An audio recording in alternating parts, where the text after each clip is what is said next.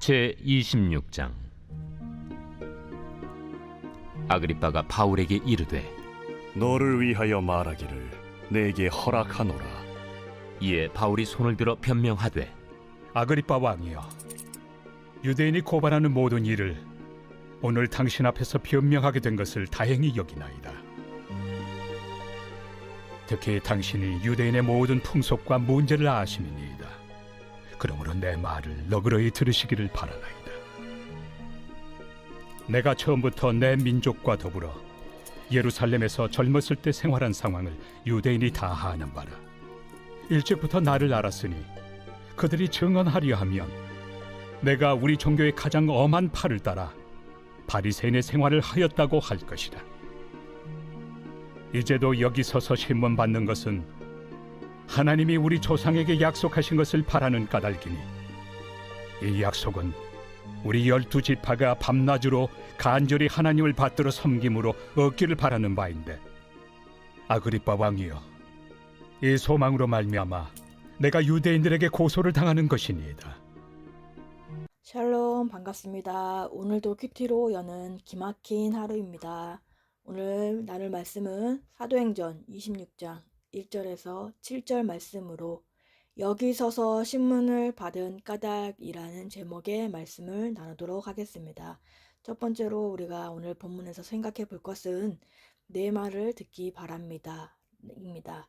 1절부터 3절의 말씀에 아그리빠가 바울에게 이르되 너를 위하여 말하기를 내게 허락하노라 하니, 이에 바울이 손을 들어 변명하되 아그리빠 왕이여, 유대인이 고발하는 모든 일을 오늘 당신 앞에서 변명하게 된 것을 다행히 여기나이다.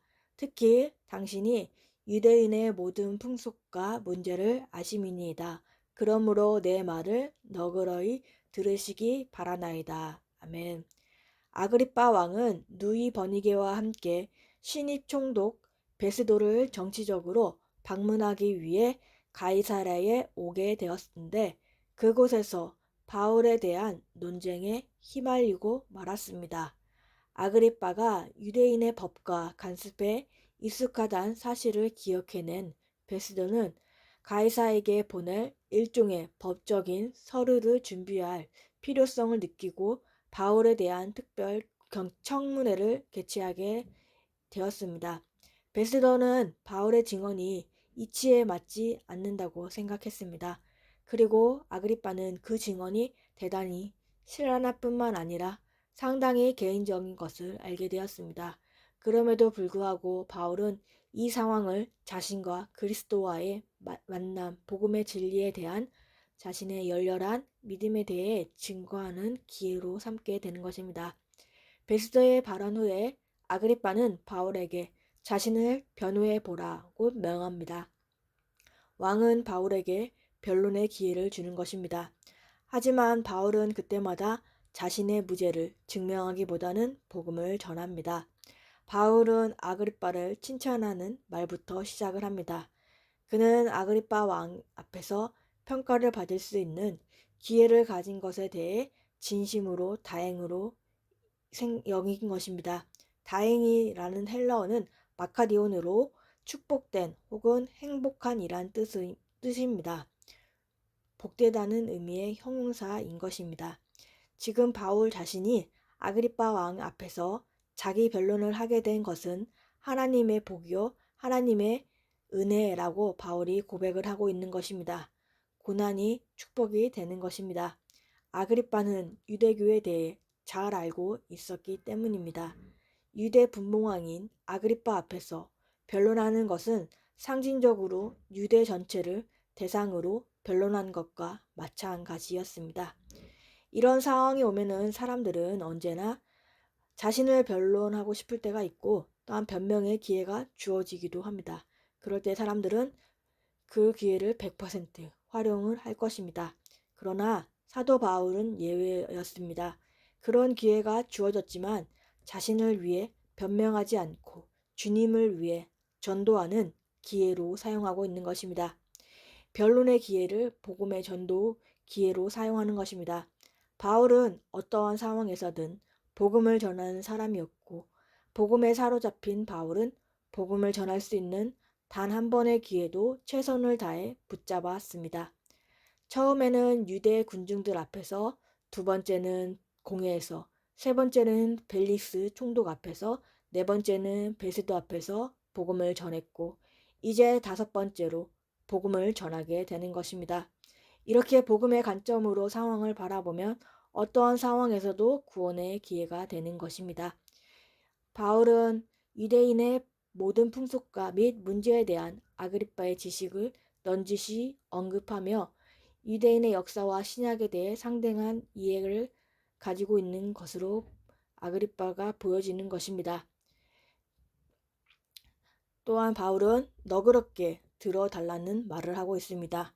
너그럽게 들어달라는 말은 끝까지 다 들어달라는 뜻인 것입니다.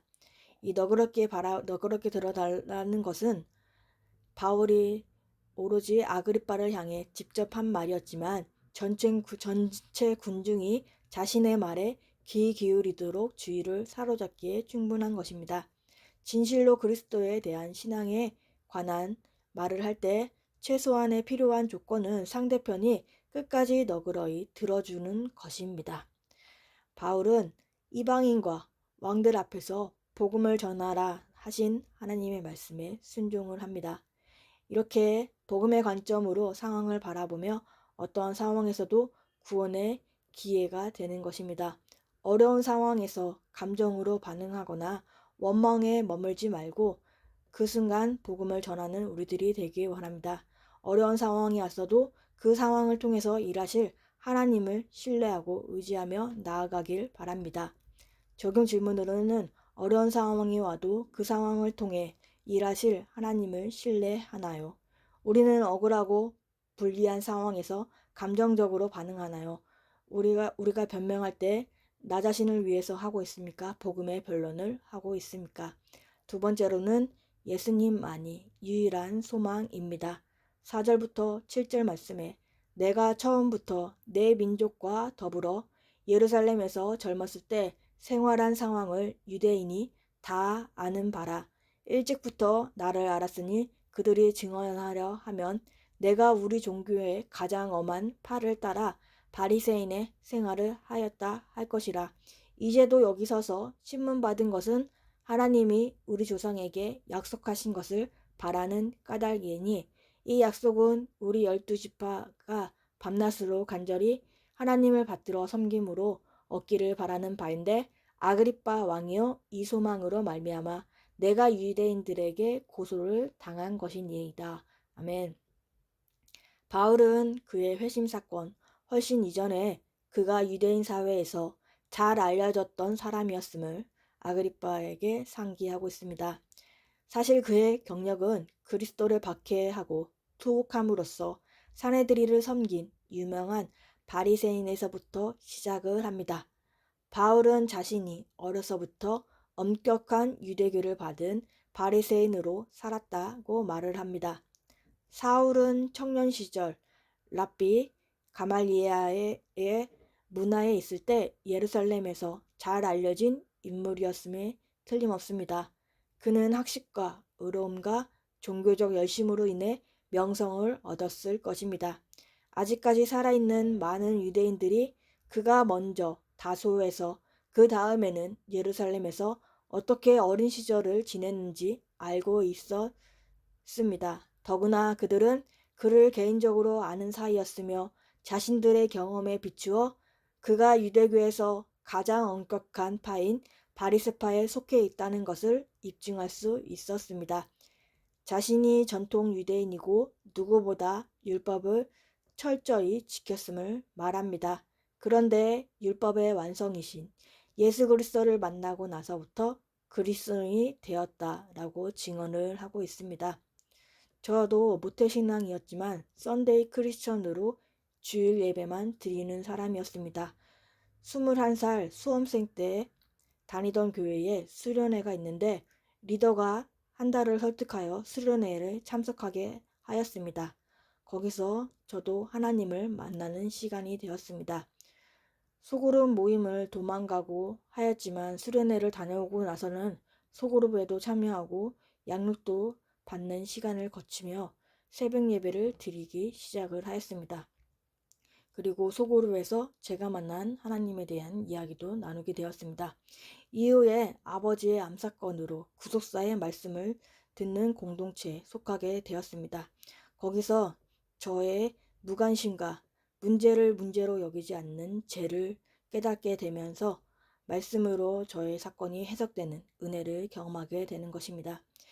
예수 그리스도와의 인격적인 만남 또한 그분과의 지속적인 교제가 있어야 진정한 믿음인 것입니다.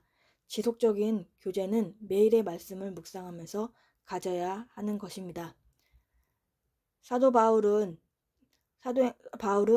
사도행전에 나오는 긴 연설 속에서 충분히 입증할 수 있는 자신의 과거를 회상하고 있으며 그의 증거의 힘은 자신의 삶 속에서 끼어든 변화에서 비롯된 것입니다. 다소 출신의 장막 제작자였던 그에게 일어난 큰 변화를 부정할 수 있는 사람은 없는 것입니다. 그래서 바울은 과거의 바리새인이었던 자신의 정체성을 배경으로 현재의 삶의 상황을 설명하고 있습니다.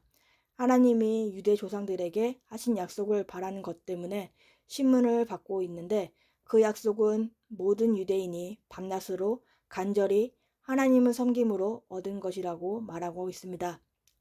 여기서 이제도 여기 서서 신문받은 이유가 하나님의 약속 즉 부활 때문이라고 말하고 있습니다. 이제도라는 부사구는 전에 그랬던 것처럼 이라는 의미입니다. 그는 과거 바리새인으로서 하나님의 율법을 엄밀히 해석하고 따랐고 이제 바리새파의 신학의 기초에 종말과 부활을 믿는 믿음을 견지하고 있는 것입니다.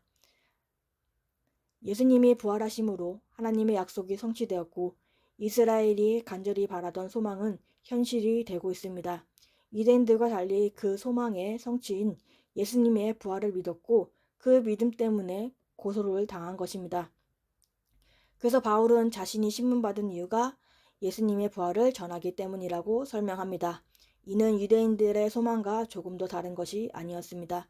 그것은 하나님께서 우리 조상에게 약속하신 것이고 우리 12지파가 밤낮으로 간절히 얻기를 바란 것입니다.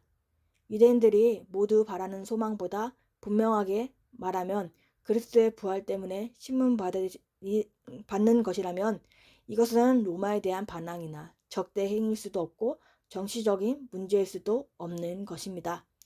이상학 목사님의 꽃보다 아름다운 사람의 이야기에서 어거스틴의 내용을 소개합니다. 어거스틴의 고백을 읽다 보면 그를 왜 성자로 부르는지 의아해 한다고 합니다. 이 정도 살았던 사람을 성자라고 한다면 성자라고 불릴 사람이 많게 여겨지는 것입니다.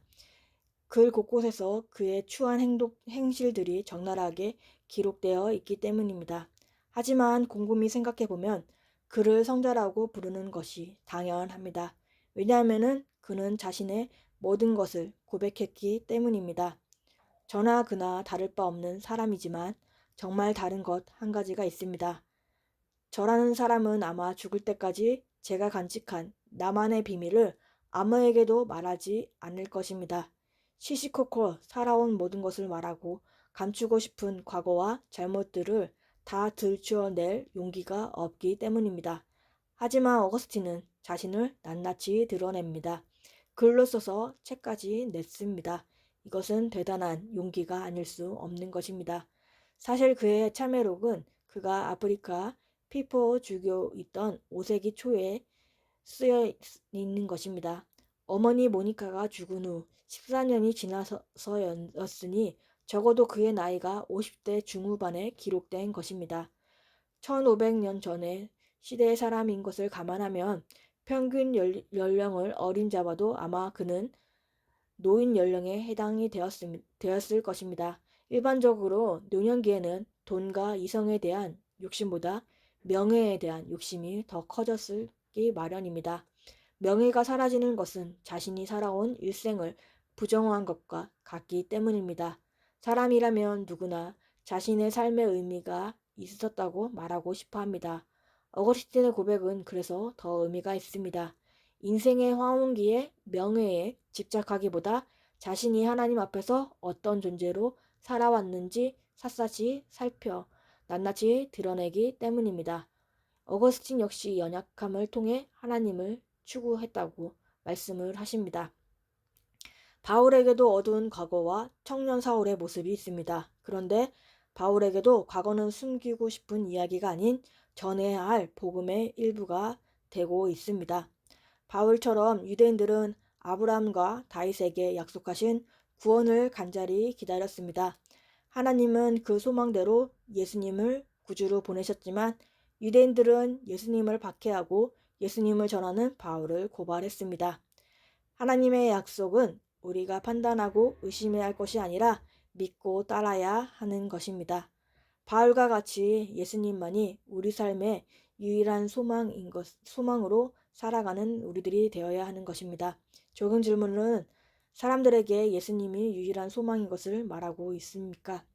11월 13일 보선자입니다.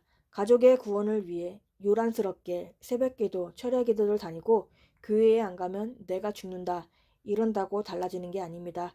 구원을 위해 내가 할 일은 오직 십자가를 따르는 것입니다. 기도하겠습니다. 하나님 아버지 감사합니다. 오늘도 말씀에 허락해 주심에 감사합니다.